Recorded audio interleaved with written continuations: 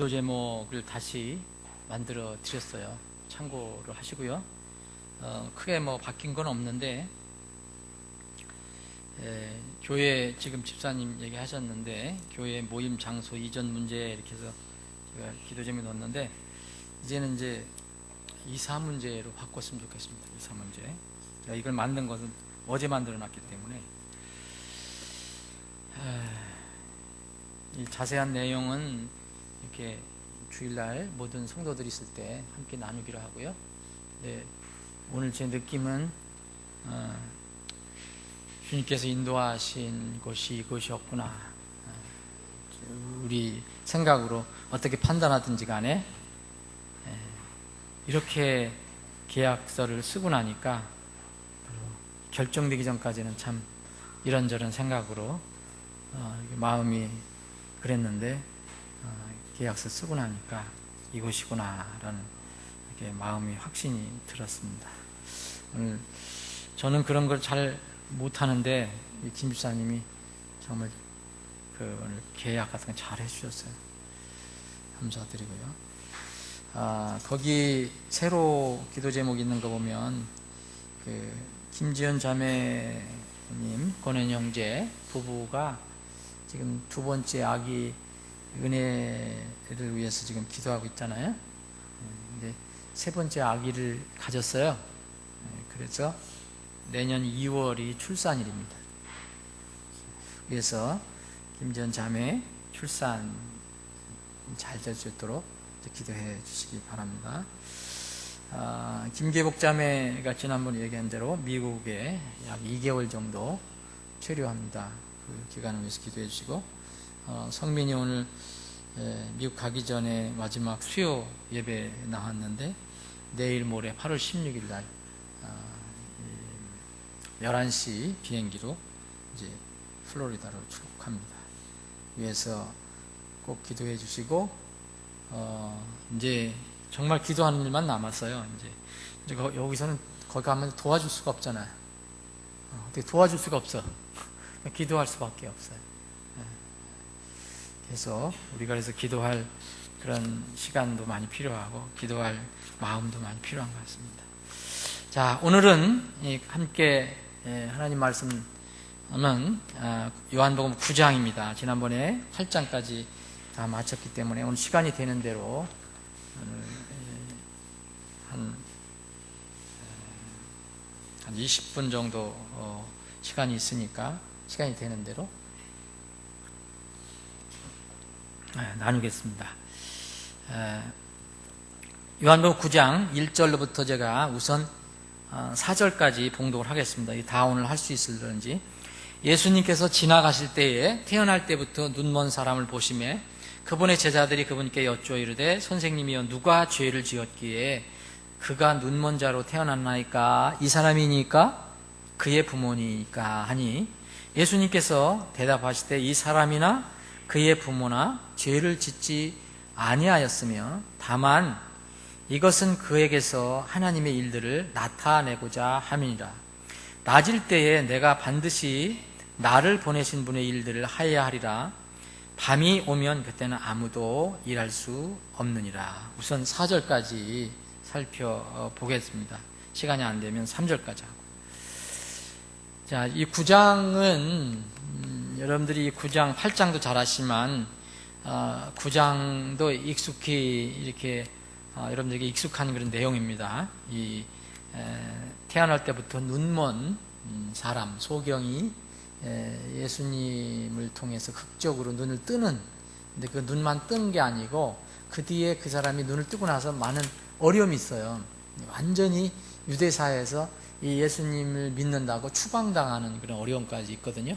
그래서 이런 긴 내용이 다 이제 9장 끝까지 이렇게 나오게 됩니다.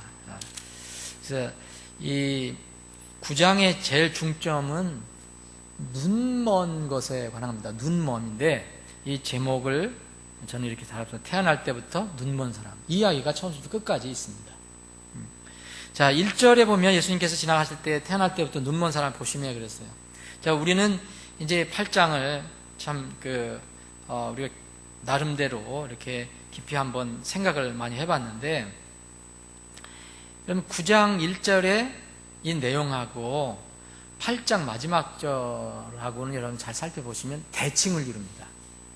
8장 마지막 절하고 대칭이 되는 것을 발견하게 되는데, 자, 8장 끝에서는 예수님께서 자신을 대적하는 유대인들을 그냥 지나쳐 갔습니다. 어떤 면은 그 사람들이 돌을 짚고 치려고 했기 때문에 이제 피해서 가십니다. 근데 9장 첫 절에서는 어느 곳을 분명히 향해서 가시는데, 지나가시는데 그냥 지나치지 않으십니다. 이런 분명히 뜻이 있습니다. 예수님께서 어떤 한 사람을 보셨습니다. 이게 보셨다 그랬습니다. 자, 전절은 그 많은 사람들이 있는데 주님께서 그냥 지나치십니다. 근데 여기는 지나치지 않으시고 가시다가 그 사람을 보십니다.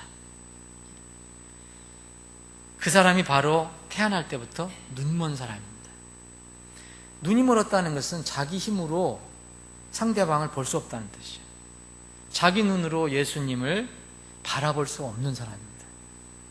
그런데 예수님에 의해서, 그는 예수님에 의해서, 예수님 눈에 의해서 발견되어진 거죠. 그가 본 것이 아니라 예수님께서 그를 바라보아 주신 것입니다.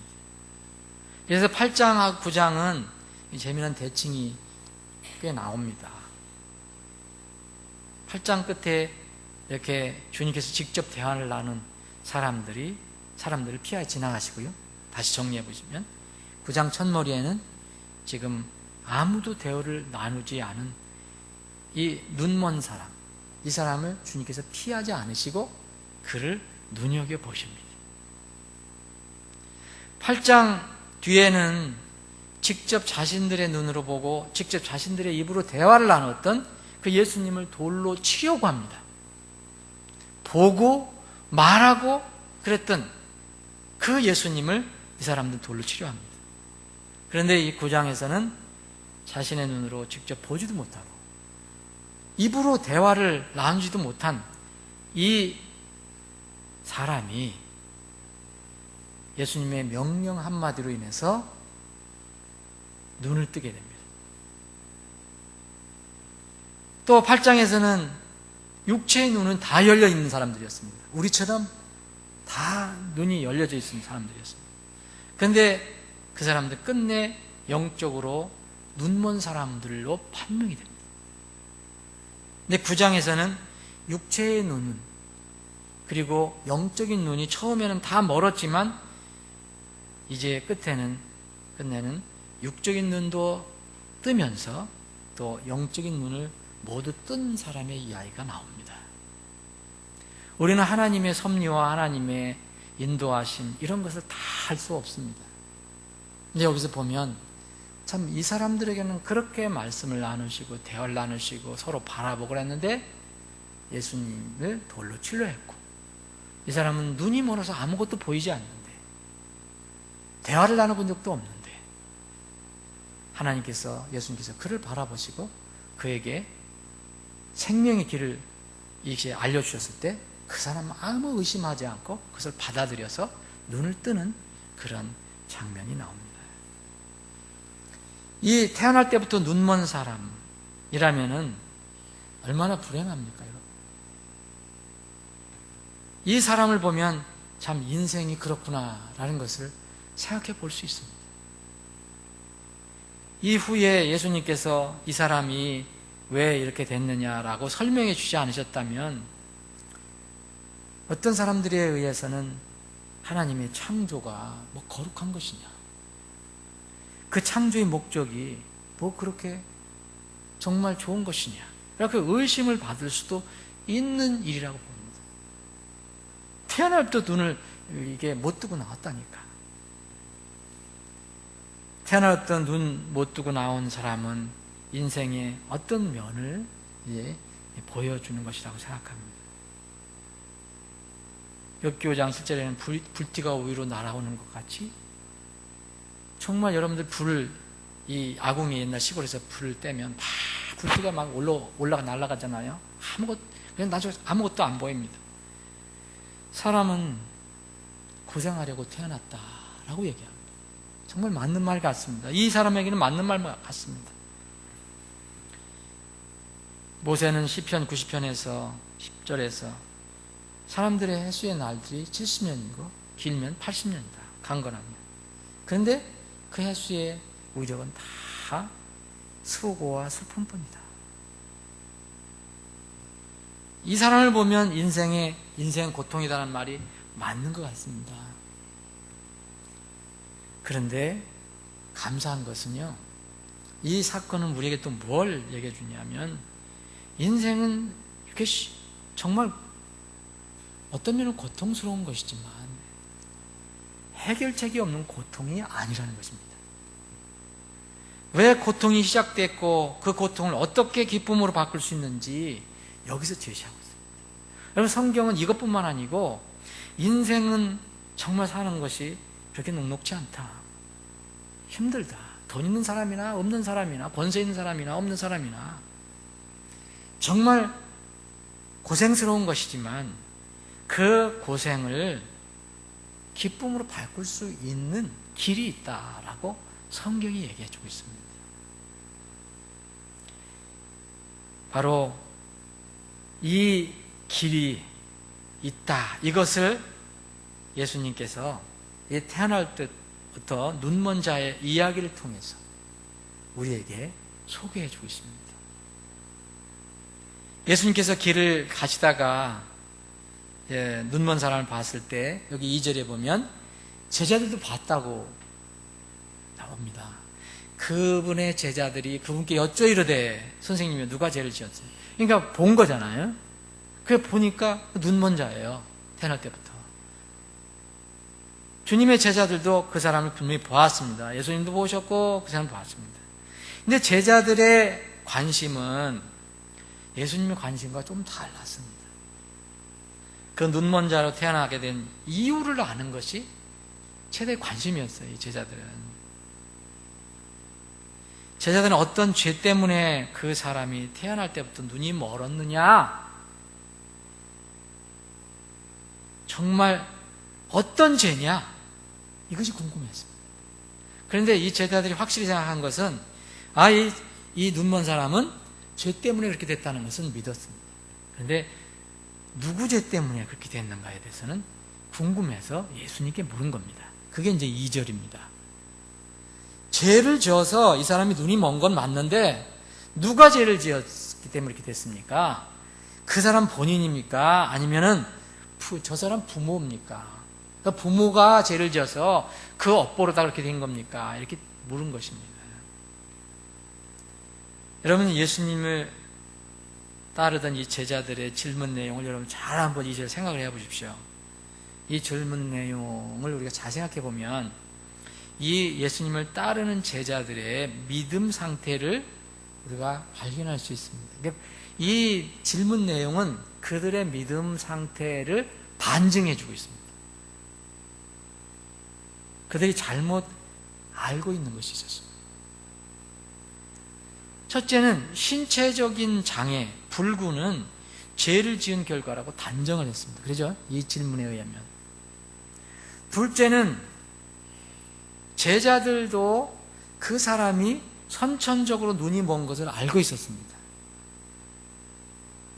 그런데 눈이 먼 것을 선천적으로 눈이 먼 것을 알고 있었는데 이렇게 묻습니다. 자신의 죄로 그렇게 된 겁니까? 부모의 죄로 그렇게 된 겁니까? 자, 죄 때문에 그렇게 된 것을 자기들이 믿는 겁니다. 확신하는 겁니다. 근데 누구 죄 때문에 그렇게 됐냐고 예수님께 묻습니다. 그러면은 자기의 죄로 그렇게 된 것입니까? 물은 것은 그 제자들의 무엇을 어떤 믿음을 가지고 있다고 생각합니까? 이 사람이 태어날 때부터 눈 먼 것을 알고 있습니다. 제자들은. 그러면 응애응애하고 태어날 때부터 눈이 멀었다는 거예요. 그러면 그 제자들이 생각하는 이 사람이 눈멀도록 태어났다는 것은 죄를 지어서 태어난 건데, 이 죄의 저 때문에 태어났다 그러지 않습니까? 그러면 자기 죄로 태어났습니까? 이렇게 물은 것은 뭘 얘기합니까? 출생하기 전에 전생에 죄를 지을 수 있었다는 믿음을 가졌다는 것을 알 수 있습니다. 참 놀랍지 않습니까, 여러분? 제자들입니다. 그런데 이 제자들이 이렇게 생각했던 것은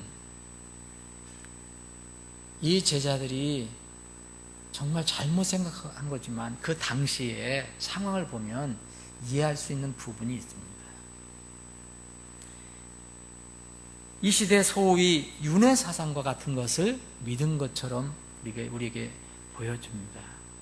그렇잖아요. 죽었을 태어날 때부터 눈을 멀었는데 그 사람이 죄를 졌기 때문에 태어난 거냐, 아니면 아버지, 어머니 죄 때문에 이렇게 됐느냐고 물었기 때문에, 만약 그 앞에 있는 것을 믿는다면 윤회 사상 같은 것을 믿었을 수도 있습니다. 우리는 정확히 알 수 없습니다. 또 시편 51편 5절 같은 내가 불법 중에서 형성되었다, 내 어머니가 제중에서 나를 수태하였다, 이런 말씀을 혹시 잘못 이해를 했는가 생각할 수 있지만 우리는 정확하게 알 수 없습니다. 그런데 자료를 보면요, 당시에 유대사회에도 이교도 윤회 사상이 들어왔었다고 합니다. 그래서 전생에 지은 죄의 보응이라는 사상이 유대교 안에서도 있었다는 거예요.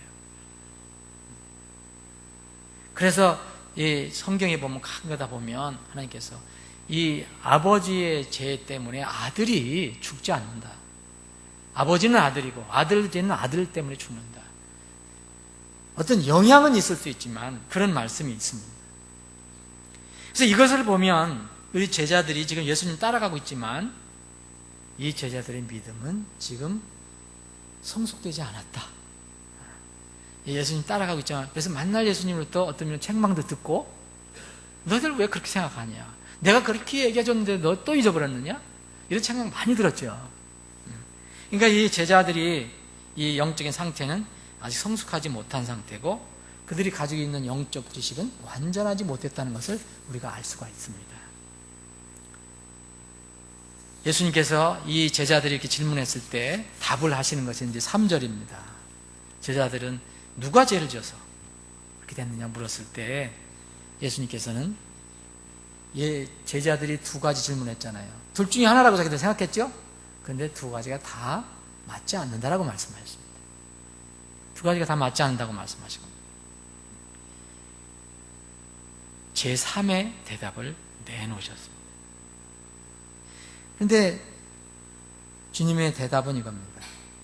그 사람은 태어날 때부터 눈먼 사람은 태어난 것은 자기 죄 때문이도 아니고 그의 부모의 죄 때문도 아니고 다만 그에게서, 그 태어날 때부터 눈먼 사람에게서 하나님의 일들을 나타내고자 합니다 라고 말씀하셨습니다.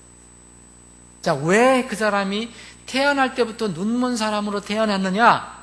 하나님이신 예수님께서 이렇게 대답합니다. 하나님의 일들을 그 사람을 통해서 나타내고자 하십니다. 그러면 이 눈먼 사람은, 태어날 때부터 눈먼 상태에 있던 사람은 계속 영원히 눈먼 상태가 아니라는 것을 알 수 있습니다. 자, 이 사람에게 하나님의 일이 나타나면 눈은 떠진다는 거죠. 하나님의 일이 나타나기까지 한정된 기간 동안만 이 사람은 눈먼 사람이라는 겁니다. 그 내용이 이제 뒤에 보면 막 나타나죠. 이 사람은 막 눈을 뜨게 됩니다. 이 눈먼 상태를 통해서 하나님의 일이 무엇이고 또 그 일이 어떻게 이루어지는가를 세상에 알리시기 위해서 이 사람을 택하셨다는 겁니다. 이 사람을 하나님의 도구로 쓰신다는 것입니다.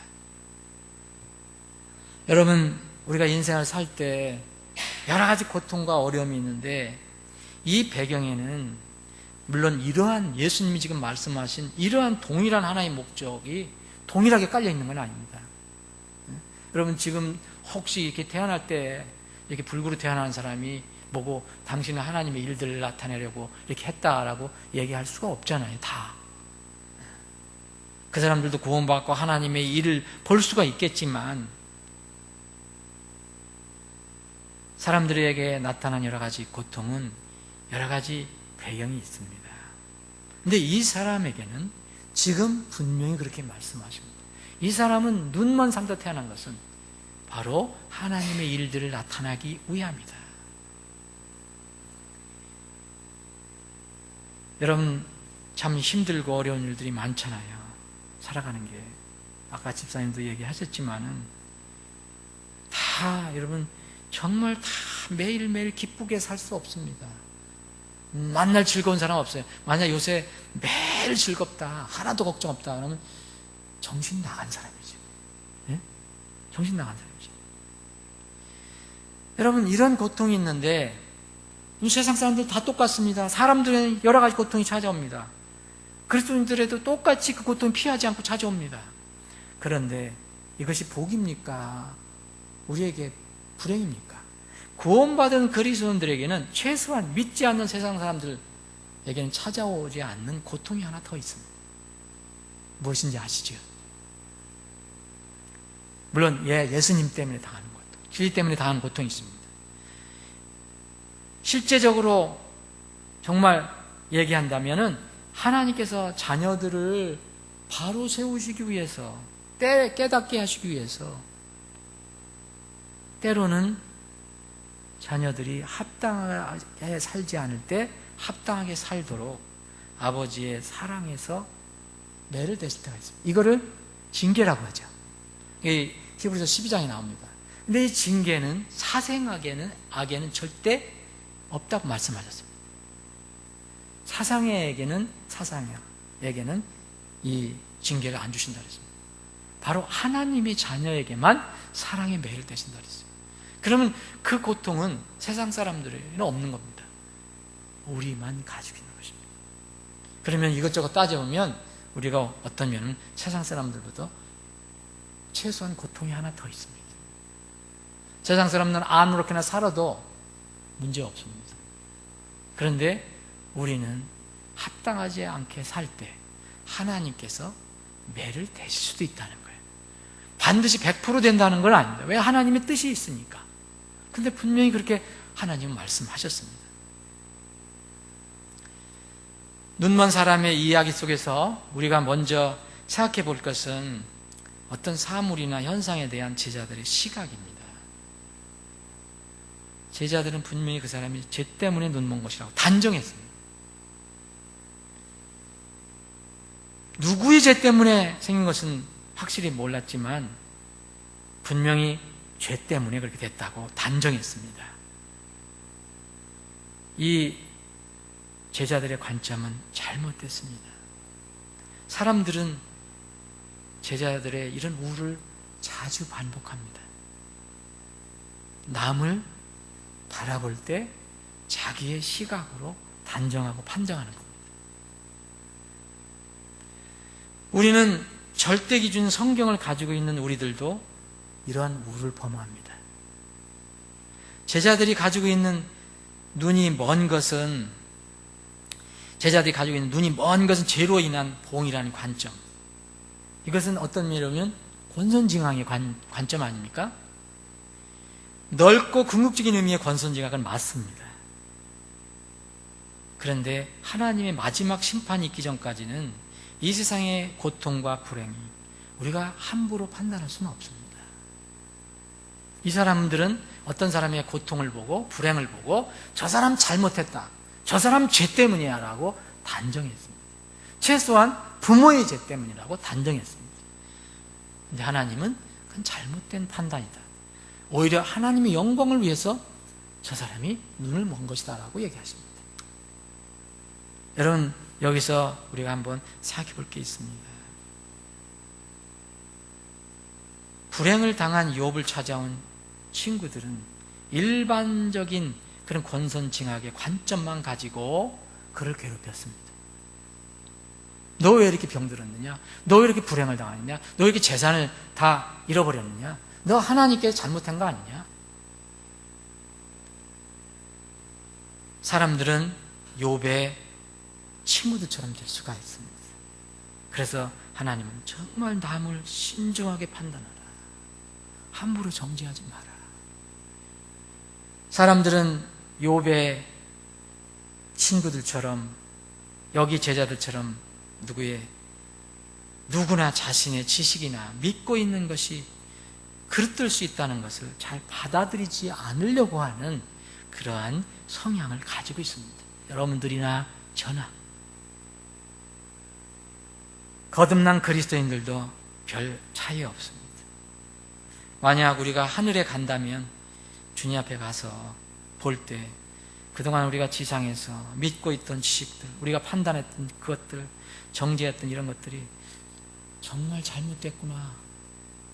이것이 정말 그런 잘못된 것이 적지 않다는 것을 발견하고 아마 우리는 놀랄 것입니다. 그러나 또한 감사해야 됩니다. 우리는 이 세상에서 일어나는 것의 모든 배경과 이유 다 알 수 없습니다. 목적 알 수 없습니다. 근데 하나님께서는 그 필요하면 알려주신다는 겁니다. 당신은 제자들이 유일한 길과 진리와 생명이 되신 예수님 옆에 모시고 있었습니다. 그래서 이렇게 정정받습니다. 잘못 생각된 것, 잘못 판단한 걸 예수님께 정정해 주십니다. 옳은 것을 알려주셨습니다. 지금은 우리가 눈에 보이는 예수님을 모시고 있지 않습니다. 그런데 그분의 말씀을 그대로 가지고 있습니다. 절대 진리인 성경 말씀을 가지고 있습니다. 다 몰라도 우리는 성경 말씀을 통해서 그 목적과 뜻과 배경을 판단할 수 있는 것이 있습니다. 필요할 때 성경 말씀 우리에게 바른 지식 줍니다. 그래서 진리는 하나입니다. 성경에 대한 믿음 정말 신앙생활에 치명적으로 중요합니다. 사람마다 성경이 없다면 자기 나름대로 다 해석할 것입니다. 여러분, 우리가 바른 성경을 가지고 있어도 어떤 부분에 대해서는 해석하는 것이 다를 수 있는데 최소한도 바른 성경을 가지고 있지 않는다면 그 위험은 얼마나 더 심하겠습니까? 그래서 요새 현대주의, 자유주의 이런 성경과는 굉장히 위험하다. 여러 가지 성경을 골라서 필요할 때마다 그 해석자나 교사 자신이 자기가 가지고 있는 지식 범위 내에서 판단하지 않습니까? 이게 위험한 것입니다. 이것이 학문주의고 지식주의 열매입니다. 우리는 오늘 시간이 많이 지났어요. 오늘 시간이 얼마 안 돼서 이제 여기서 정리를 해보겠습니다. 다음 주에 계속 이어보겠습니다.